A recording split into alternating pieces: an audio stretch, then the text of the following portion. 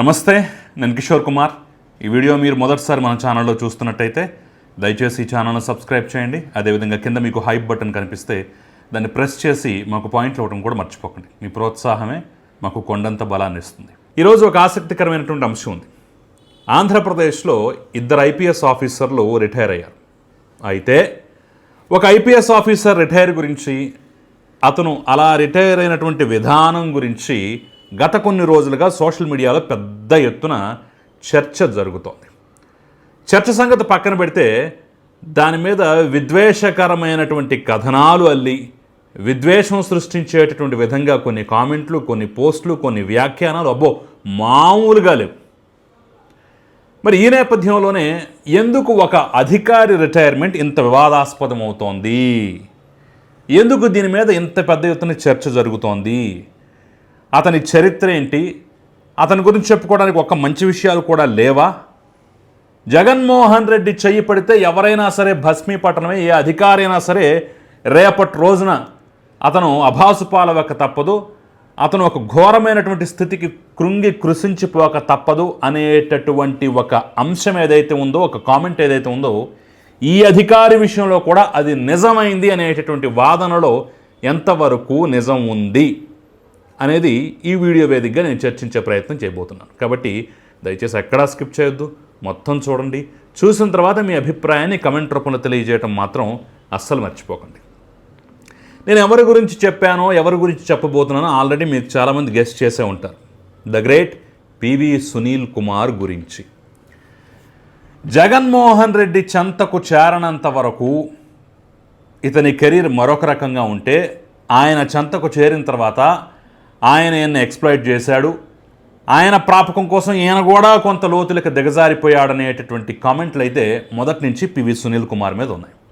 అయితే first PV Sunil Kumar అంటే గుర్తొచ్చేటటువంటి కొన్ని మంచి విషయాలు చెప్పి, జగన్మోహన్ రెడ్డి అధికారంలోకి వచ్చిన తర్వాత ఆయన ఏ విధంగా మారిపోయాడు, ఏ విధంగా దిగజారిపోయాడు అనేటటువంటి అంశాలను కూడా నేను దాంతో సమానంగా విశ్లేషించే ప్రయత్నం చేస్తాను. నాకు ఎప్పుడో ఒకసారి చూసిన గుర్తు, చాలా పాత వీడియో అన్నమాట. అందుట్లో పివి సునీల్ కుమార్ మాట్లాడుతూ ఉమేష్ చంద్ర గురించి, ఉమేష్ చంద్ర గొప్పతనం గురించి, ఉమేష్ చంద్రతో తనకున్నటువంటి అనుబంధం గురించి, ఇతను కూడా ఉమేష్ చంద్రతో సహా ఆ రోజుల్లో కడప జిల్లాలో పనిచేసినటువంటి తీరుతన్నుల గురించి, అక్కడ ఫ్యాక్షన్ని అణిచివేసినటువంటి విధానం గురించి చాలా అద్భుతమైనటువంటి ప్రసంగం చేశారు. కట్ చేస్తే ఆ తర్వాత రీసెంట్ కాలం జగన్మోహన్ రెడ్డి అధికారంలోకి వచ్చిన తర్వాత పివి సునీల్ కుమార్ మీద వచ్చినటువంటి ఆరోపణలు, అవినీతి మరకలు, ఇంకా నాకు చాలా అంశాలు తెలుసు, బట్ వాటికి ఆధారాలు నేను సమర్పించలేను కాబట్టి నేను చెప్పలేకపోతున్నా.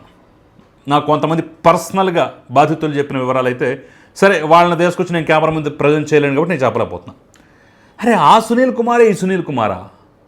ఉమేష్ చంద్ర సహచరుడా? ఉమేష్ చంద్రతో కలిసి పనిచేశాడా? కడప జిల్లాలో పనిచేశాడా? అక్కడ ఆయన ఫుట్ స్టెప్ని ఈయన ఫాలో అయ్యాడా? ఎంత విచిత్రం! అక్కడ పనిచేయాలంటే ఎంత నిబద్ధత ఉండాలి. పైగా ఉమేష్ చంద్ర లాంటి అధికారి దగ్గర అంత ఈజీ కాదు, అంత తేలిక కాదు. కరప్టెడ్ ఆఫీసర్స్ వాళ్ళు వీళ్ళు అంటే కుదరదు, అక్కడ వ్యవహారం వేరే విధంగా ఉంటుంది. అంత స్ట్రిక్ట్ కాబట్టి, అంత నిబద్ధత కలిగిన అధికారి కాబట్టి నక్సల్స్ చేతిలో బలైపోయాడు ఉమేష్ చంద్ర. అలాంటి ఉమేష్ చంద్ర దగ్గర పివి సునీల్ కుమార్ పనిచేశారా, ఆయన సహచరుడిగా ఉన్నారని చెప్పేసి నాకు ఒక్కసారిగా ఆశ్చర్యం కలిగింది. ఇదొక అంశం. అయితే ఆ తర్వాత ఒకానొక సందర్భంలో ఒక పెద్ద మనిషి నాతో చెప్పినటువంటి వివరాలు ఏంటంటే, ఒక కేసులో, అది కూడా కొంత ప్రముఖమైనటువంటి కేసే, ఆ కేసులో సరే దాని మీద కక్ష సాధింపని రకరకాల అంశాలు ఉన్నాయి అందుట్లో కూడా. ఆ కేసులో ఒక వ్యక్తిని అరెస్ట్ చేస్తే, ఒక ప్రముఖుని అరెస్ట్ చేస్తే, దానికి సంబంధించినటువంటి ఆ కేసులో ఆధారాలు సేకరించే క్రమంలో వాళ్ళ సెల్ ఫోన్ను స్వాధీనం చేసుకుంటారు కదా, అలా ఆ వ్యక్తి సెల్ ఫోన్ కూడా స్వాధీనం చేసుకున్నారు. స్వాధీనం చేసుకున్నప్పుడు అందుట్లో కొన్ని పర్సనల్ విషయాలు, బయట ప్రపంచానికి తెలియకున్నటువంటి కొన్ని విషయాలు కనిపించాయట. మరి పక్కన ఆఫీసర్లో వేరే వాళ్ళు ఉంటారు కదా సహచరులు, సార్ ఈ కేసు దేవుందండి, ఇవి బయట పెడితే ఆయన పరువు మనం తీసిన వాళ్ళు అవుతాం, అసలు జీవితంలో తలెత్తుకోకుండా చేసిన వాళ్ళం అవుతాం, కాబట్టి దీని మీద ఫోకస్ చేద్దాం, ఇది మీడియాకి లీక్ చేద్దాం అని చెప్పేసి ఎవరో సలహా ఇస్తే, కేసు పని చూడండి తప్ప పర్సనల్ విషయాల జోలికి వెళ్ళొద్దు, కావాలంటే ఈ కేసులో ఇంకా ఎలా బిగించాలో ఆలోచించండి తప్ప పర్సనల్ విషయాల జోలికి వెళ్ళొద్దు అని చెప్పేసి చాలా సున్నితంగా దాన్ని తిరస్కరించాడని చెప్పేసి ఒక పెద్ద మనిషి నాతో చెప్పాడు. నేను ఆశ్చర్యపోయాను. రఘురామకృష్ణరాజు ఇష్యూలో కానివ్వండి, గోరంట్ల మాధవ్ ఇష్యూలో కానివ్వండి, కొన్ని విషయాల్లో పివి సునీల్ కుమార్ ఆ బయటపడ్డ వీడియోలను, సాక్ష్యాలను, ఆధారాలను మీడియా ప్రజెంట్ చేసినటువంటి వాటిని కూడా మసిబూసి మారేడుకాయ చేస్తూ దాన్ని సమర్థించుకుంటూ ముఖ్యంగా గోరంట్ల మాధవ్ విషయాలను కూడా నాకు బాగా గుర్తు. కొన్ని సంఘటనలు, కొన్ని ప్రెస్ మీట్లు చూస్తుంటే అరే ఈ మనిషేనా ఆ రోజు అంత పరిణతితో మాట్లాడింది, ఈ మనిషేనా పర్సనల్ విషయాల జోలికి వెళ్ళొద్దు, టచ్ చేయొద్దని చెప్పేసి కేవలం కేసు మీద మనం ఫోకస్ చేద్దామని చెప్పింది అని చెప్పేసి ఆశ్చర్యం కలిగింది. అంటే తెలుగుదేశం వాళ్ళు చెప్తుంటారు కదా, ఆ మనిషి టచ్ చేస్తా అంతేనండి ఎవరైనా సరే అలాగే మారిపోతారని చెప్పేసి అంటుంటారు కదా. దానికి నాకు ప్రత్యక్ష ఉదాహరణ పివి సునీల్ కుమారేనా అని చెప్పేసి నాకైతే ఒక స్టేజ్లో భావన కలిగింది. ఈ రెండు విషయాలు పక్కన పెడితే ఇంకొక ఆసక్తికరమైన విషయం కూడా నాకు వేరే వాళ్ళు చెప్పారు. సిఐడి విభాగంలో ఆయన కొంతకాలం పనిచేశాడు. ఆ తర్వాత ఆ ప్లేస్లోకి సంజయ్ రావటం జరిగింది కదా.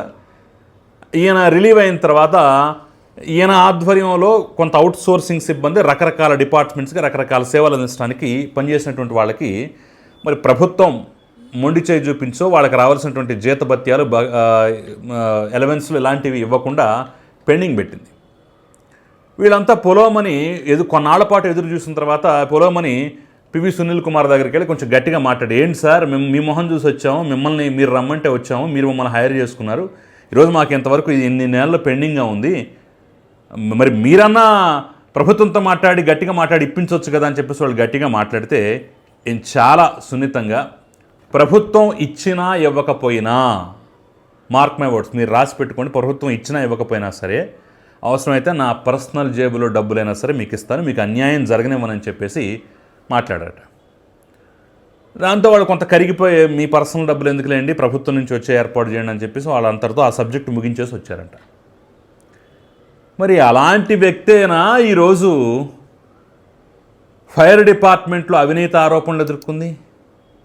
అలాంటి వ్యక్తేనా జగన్మోహన్ రెడ్డి కనుసైగలతో ఏ పని చేయమంటే ఆ పని చేసింది? రఘురామకృష్ణరాజుని కస్టోడియల్ టార్చర్ దగ్గర నుంచి తెలుగుదేశం పార్టీ యాక్టివిస్టులు, తెలుగుదేశం పార్టీ సోషల్ మీడియా కార్యకర్తలు ఒక్క పోస్ట్ పెట్టినా సరే అర్ధరాత్రులు, అపరాత్రులు, ముఖ్యంగా శుక్రవారం సాయంత్రం, శుక్రవారం రాత్రికో పడిపోయాడు. ఎందుకంటే శని ఆదివారాలు 2 రోజులు కోర్టుకు హాలిడేస్ ఉంటాయి, సెలవులు ఉంటాయి కాబట్టి వాళ్ళు జైల్లోనే ఉంటారు, పోలీస్ స్టేషన్లోనే ఉంటారు, మనం ఇవ్వాల్సిన కోటింగ్ చక్కగా ఇచ్చుకోవచ్చు అని చెప్పి శుక్రవారాలు ప్లాన్ చేశాడు. శుక్రవారం వచ్చిందంటే చాలామంది హడలు చచ్చిపోయేవాడు. తమ అడ్రస్లు దొరకకుండా, తమ వివరాలు దొరకకుండా చాలామంది అజ్ఞాతంలోకి వెళ్ళిపోయిన పరిస్థితులు కూడా కొంతమంది నేను చూశాను. అంతగా భయపెట్టి, అంతగా చట్టాన్ని పక్కన పెట్టేసి, అంతగా దుర్మార్గంగా వ్యవహరించినటువంటి ఆ సునీల్ కుమారే ఈ సునీల్ కుమారా ఇంత సున్నితంగా ఎలా మాట్లాడగలిగాడు? ఇంత పరిణతితో ఎలా వ్యవహరించగలిగాడు? ఇంత గొప్ప అధికారికి ఆ రోజుల్లో ఎలా సహచరుడయ్యాడని చెప్పేసి ఒక్కసారిగా నేను ఆశ్చర్యపోయినటువంటి పరిస్థితి. సో అప్పుడు నేను కన్ఫర్మ్ చేసుకున్నా, ఓహో ఇతను కూడా బేసిక్గా ఎంతో కొంత మంచివాడు, ఈయన అధికారంలోకి వచ్చిన తర్వాత ఈయన ప్రాపకం కోసమో లేదంటే ఈయన చెప్పినట్టు వెనక తప్పని పరిస్థితుల్లోనో ఈ రకంగా మారిపోయాడేమో అనేటటువంటి భావన అయితే నాకు కలిగింది. ఇవన్నీ ఉన్నాయి కాబట్టి ఈరోజు అవమానకరంగా ఆయన రిటైర్ అవ్వాల్సినటువంటి పరిస్థితి. దీనికి శ్రీలక్ష్మితోటి ముడిపెట్టేటటువంటి ప్రయత్నం కూడా కొంతమంది చేసి విద్వేషాలు రెచ్చగొట్టే ప్రయత్నం చేస్తున్నారు. దళిత అధికారి కాబట్టి ఇలాగా, దళిత అధికారి కాబట్టి అలాగా అని చెప్పేసి. అసలు ఒక్కసారి మనం వెనక్కి వెళ్ళి చూసుకున్నట్టయితే శ్రీలక్ష్మికి చాలా గౌరవప్రదమైన రిటైర్మెంట్ ఇచ్చినట్టే. కాకపోతే శ్రీలక్ష్మిని సస్పెండ్ చేయలేదు.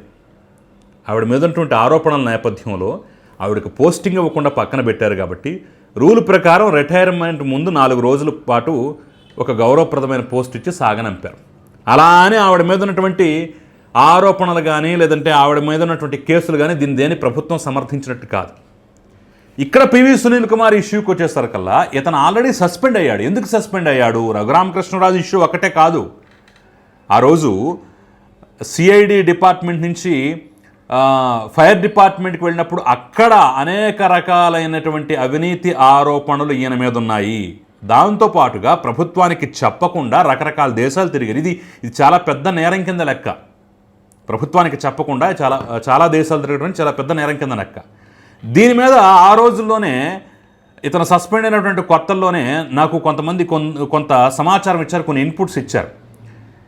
ఇతను అవినీతిపరమైనటువంటి కార్యక్రమాలు చేసేందుకు, కొన్ని షెల్ కంపెనీలు పెట్టుకునేందుకు, తన వాళ్ళ ద్వారా తన ఎవరైతే తన వాళ్ళు ఎవరైతే ఉన్నారో వాళ్ళ ద్వారా కొన్ని సంస్థల్లో వాళ్ళని డైరెక్టర్లుగా పెట్టుకునేందుకు, పెట్టేలాగా చేసేందుకు, అక్కడి అవినీతి కార్యకలాపాలు నిర్వహించేందుకు, వాటిలో డబ్బులు తరలించేందుకే ఆయన రకరకాల దేశాలు, ఒక దేశం అని చెప్పేసి ఇంకో దేశానికి, ఇంకో దేశం అని చెప్పేసి ఇంకో దేశానికి వెళ్ళిపోయాడు అని చెప్పేసి కొన్ని ఆధారాలు, కొన్ని నామకే వాస్తే కొన్ని ఆధారాలు చూపించారు.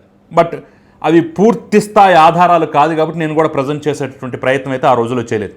కేవలం కొన్ని డాక్యుమెంట్స్, కొన్ని వివరాలను మాత్రమే, ఇంటర్నెట్లో తీసిన కొన్ని వివరాలు మాత్రమే పెట్టుకుని చేస్తే కుదరదు. దీనికి ఇంకా లోతైనటువంటి అంశాలు కావాలి.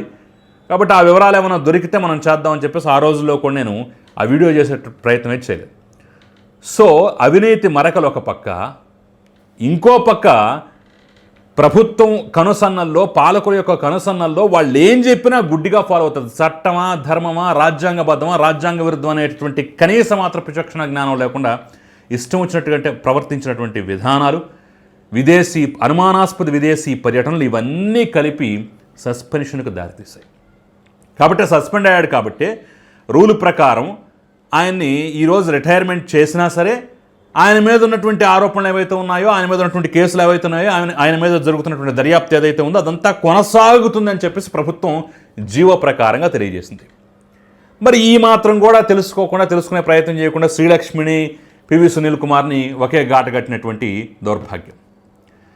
సో ఫైనల్గా మనం చెప్పుకోవాల్సిన ఈ అంశంలో, పివి సునీల్ కుమార్ విషయంలో మనం చెప్పుకోవాల్సినటువంటి మరొక అంశం ఏంటంటే ఆయన కుటుంబ జీవితం నిజంగా వివాదాస్పదమైనటువంటి పరిస్థితి.